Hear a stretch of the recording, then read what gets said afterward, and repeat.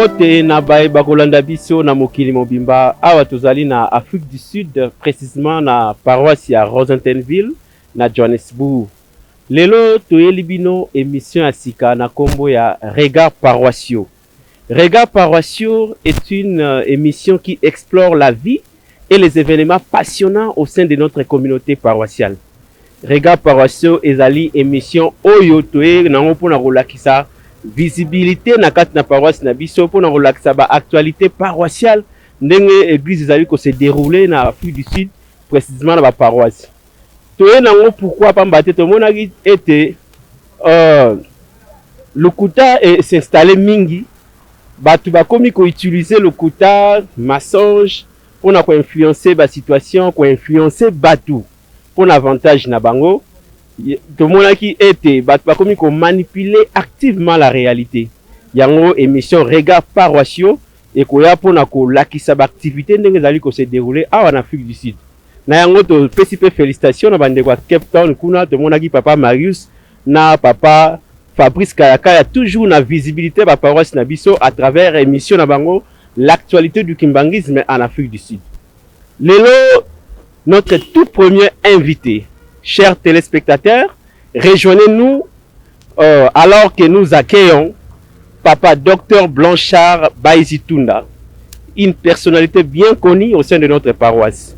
À travers yé, tokosolola, engagement naé, et puis expérience inspirante, impact naé sur la vie de notre paroisse. Mbote non Papa Blanchard. Mbote papa journaliste, papa tonton Diana quoi. Merci ndenge au répondre à l'invitation à biso pour la émission à biso à Sika Regards paroissiaux. Et je rappelle que papa Blanchard azali diacre comptable paroissial à la paroisse na biso ya Rosentenville.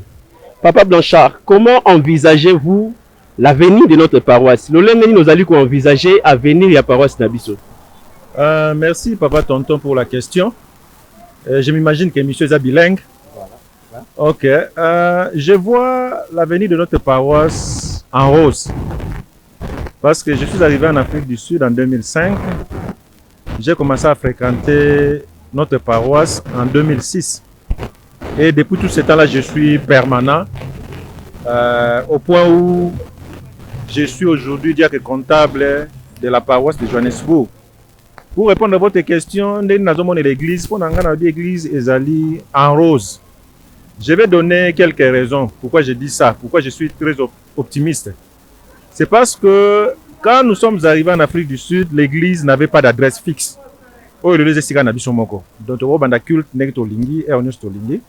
Mais c'était, moi j'appelle ça une église de nomades.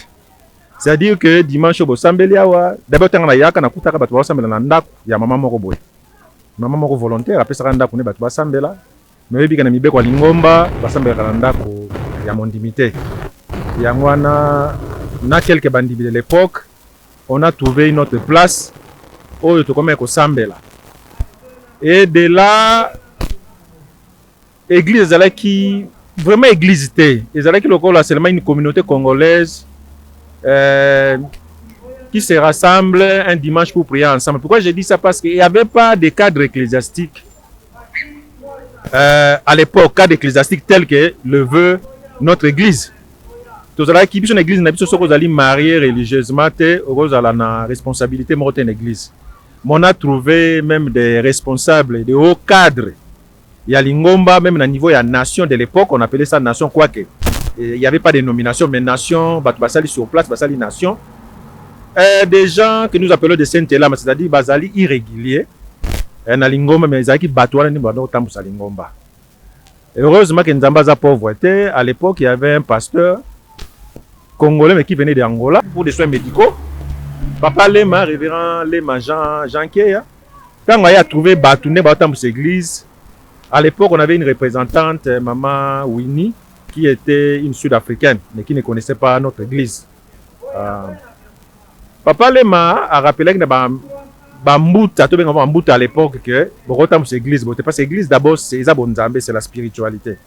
Quand la spiritualité fait défaut, le problème est la ming, il y a une scission. Moi quand je suis arrivé, l'église, on a trois parties. Donc Papa Lema il a tout fait pour que Batouba Bala va régulariser un mariage religieux. Donc il a fait asseoir tout le monde. Parce que le poste est suspendu. Et puis, parce que le mariage religieux, mouké, bah comme qu'on garde ecclésiastique, ça c'est la première étape, c'est la plus importante pour Nangaï. C'est l'étape importante parce qu'il fallait asseoir l'église sur base spirituelle. Et de là, tout ça, qu'on a malembe, en 2008, papa Simon qui m'a engagé, a été chargé de mission, révérend Osomba Sokonankoi. Il est par Naïpe Zali, il y a pour asseoir surtout l'église sur le plan administratif. Parce que la difficulté de l'église à l'époque, c'est que il y a une nomination entre les amis. Les gens s'attendent, yo zala secrétaire à la paroisse, yo zala représentant à la paroisse, yo zala bozala. Donc il y avait et sur battu ça va de soi que bat parole on facilement. Ce qui fait que bat trouble les qui ming surtout que les gens à l'époque c'était ba lutte, il y a positionnement. Et positionnement de l'église c'est pourquoi c'est pour avoir le contrôle d'argent. Donc c'était ça la raison. Mais étant voyé avant de l'acception de là en cas manassa c'est malamu. Pas tout no funda naka parce qu'à l'époque c'était quand ici va en Kamba, c'est pour accuser l'autre camp ainsi de suite. Donc en tant que Zala quitté. Mais avec hier, la nomination de l'église de Koma qui officielle. En 2018, aujourd'hui, nomination première pour la première fois, parce que a nommé officiellement en 2016, je voulais dire. En 2016, a nommé officiellement dans la paroisse. Et après, tout le monde a la nomination en 2018. Un autre gouvernement est arrivé. Le gouvernement, nous faisons partie. Le gouvernement, il est lobby sur Totam Salingomba. Donc, l'église n'est pas le but de l'étape qui montre que tout a évolué. Et l'église a comme une adresse fixe. Parce que ce gouvernement, quand il est venu, quand il a été mis en place, il y a une vision claire. Il faut trouver une église, il faut trouver une adresse fixe. Ensemble avec les autres paroisses, parce que l'esprit est là qui manque de développer l'Ingomba en commençant par avoir une adresse fixe. Na Afrique du Sud, na paroisse na biso à Johannesburg et ba démarche d'aller en cours autour na Cape Town ainsi de suite. Donc voilà, église on a pour na ngezali nazo mona ngo ezali à Rose à cause de l'élément la place de route na place de Telemi, mais si on attend le sur Telemi bana na biso to yoko bota bana ba minute ya ka na bana te bana ba bota mi ba ko assumer muke ba responsabilité de l'église.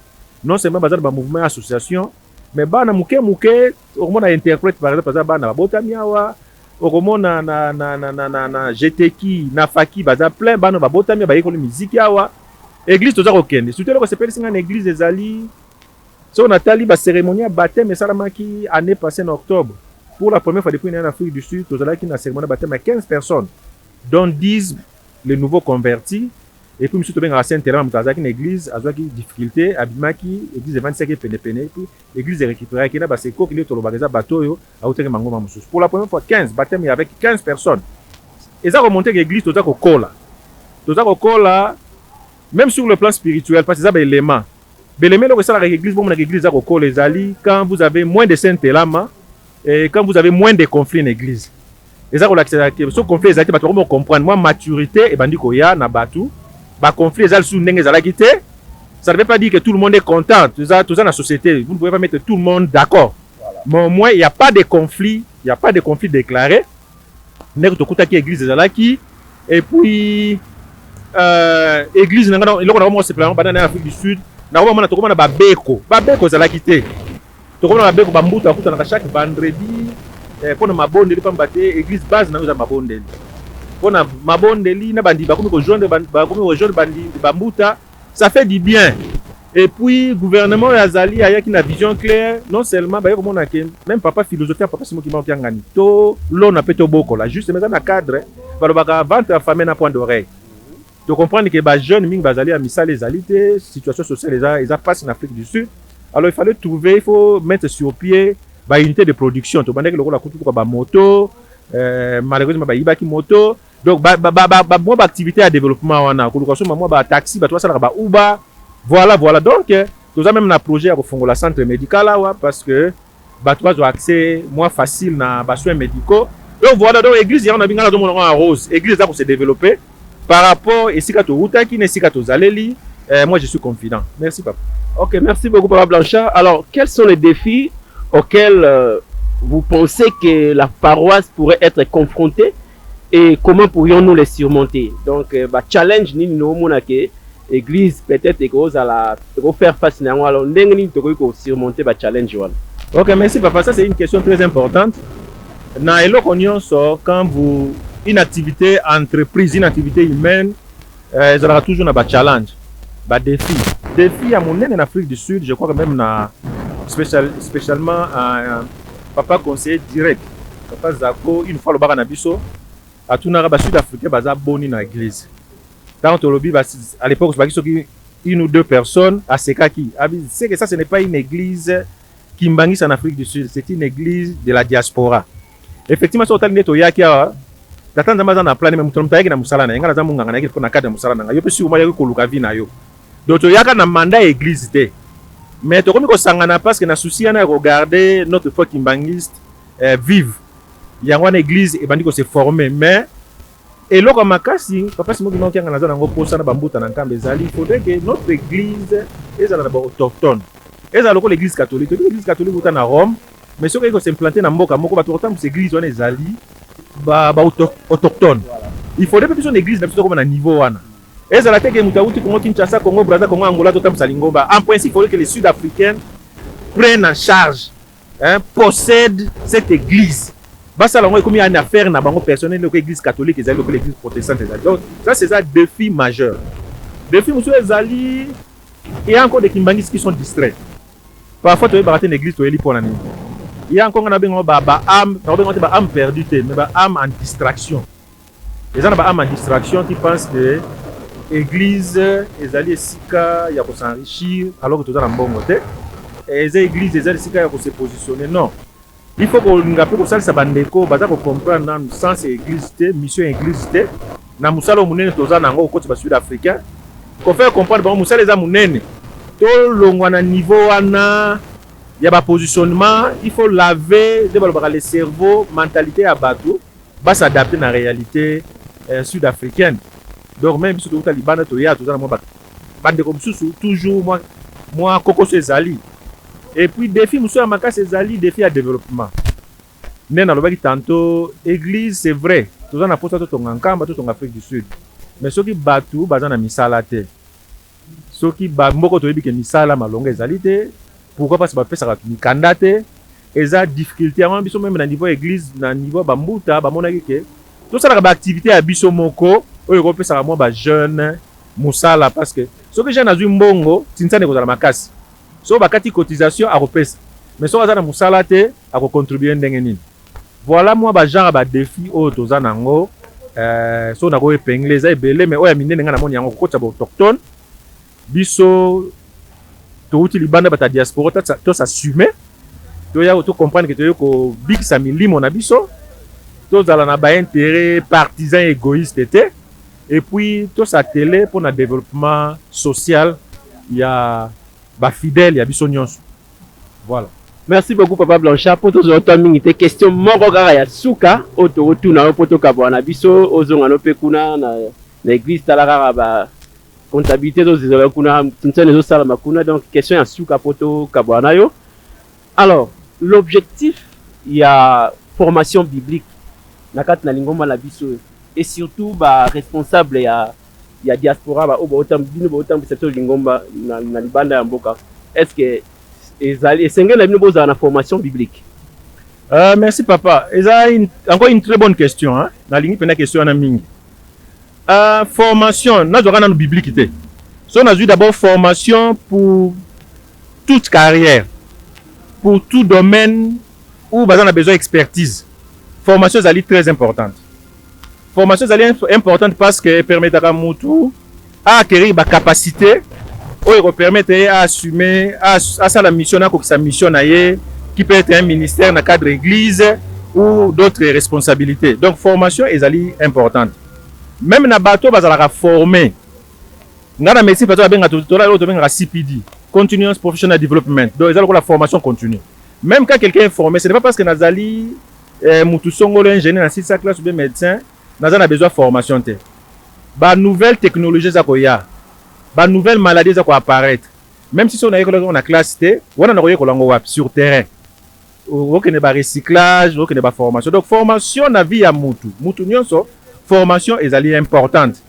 Pour na raison na formation biblique, la formation biblique ezali importante. Mais formation biblique soko to tiens na mutu ke yango mutu comme ça mutu nganga nzambe. Je crois que tout ça l'erreur. Parce que même si aucune église na biso komona ke l'école formation biblique ezala même mundi na kokotane. Aucun kamba okoti ofuti ba frais, okota ba classe wana. OK, ezali open pour tout le monde. Et vous permettre d'abord d'approfondir ma connaissance sur la Bible. OK? Et puis, si vous avez bien, vous maîtrisez bien, vous comprenez le sens. Mais la formation biblique, ce n'est pas ce qui confère na mutu grade ya nzambe. Pourquoi je dis ça? Parce que les nzambe, ils ont d'abord les kamboya, ya koponama.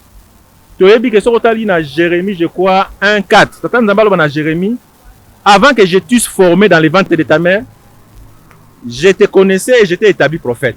Loba nanga formation ni Jérémie sara na liboum. Avant que tu parties na liboum. Quelle est la formation que Jérémie avait fait? Le prophète Jérémie. Il n'y avait pas de formation. So quand Luc 4:8, kolo saza ko bimana auto zo baptême, maza ko bimana mai. Alobi nini? L'esprit du Seigneur est sur moi. Il m'a oint pour proclamer la bonne nouvelle. Pour proclamer la délivrance aux captifs ainsi de suite. Voilà. Alobi c'est l'esprit qui m'a oint. Ce n'est pas une formation qui m'a oint. Donc, voilà faire la différence entre l'Ikambo et Nzambe, la formation aux ingénieurs, aux médecins, aux je ne sais pas qui. L'Ikambo Nzambe d'abord, l'Ikambo Nzambe à Ponakamoto. À Ponakamoto nae. Ça, c'est de un. Et il y a problème, il y a élection. Il y a problème, il y a choix, il y a Nzambe et Moko. Choix ne dépendant de Moutoute, il y a Nzambe.